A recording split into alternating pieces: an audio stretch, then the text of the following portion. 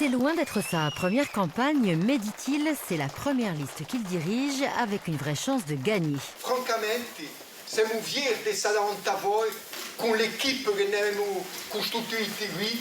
À 58 ans, Joseph Colombani brigue la présidence de la Chambre d'agriculture de la Haute-Corse. Je n'ai jamais pu mettre en œuvre directement la politique que je prône depuis tant d'années.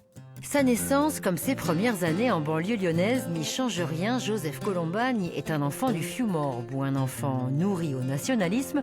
Il s'en était d'ailleurs ouvert sur notre antenne il y a quelques années. Ça, la cause nationaliste, je suis tombé dedans. Mes oncles, ils étaient à l'époque, on disait, autonomistes. Et donc, ils avaient déjà des idées sur l'identitaire. Je veux dire, mon père, c'était déjà des militants. Cet ancrage politique conduit l'agriculteur à initier la réconciliation entre nationalistes avec les accords de Miyachar où, en 1999, ils mettent fin aux années de plomb. Les organisations du mouvement national s'engagent solennellement et irrévocablement à bannir tout rapport de force violent entre nationalistes.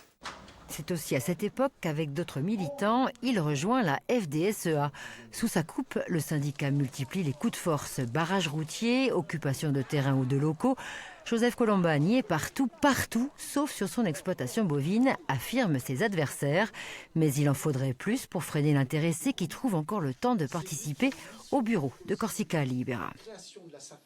On le dit, fin négociateur, il le prouve en 2013. Après 14 années d'opposition, Joseph Colombani s'allie à Jean-Marc Venturi.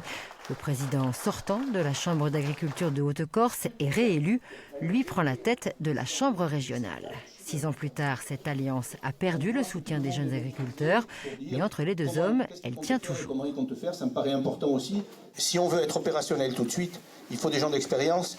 Et Joseph a fait la démonstration lors de la précédente mandature qu'il avait acquis cette expérience et cette intelligence de la négociation.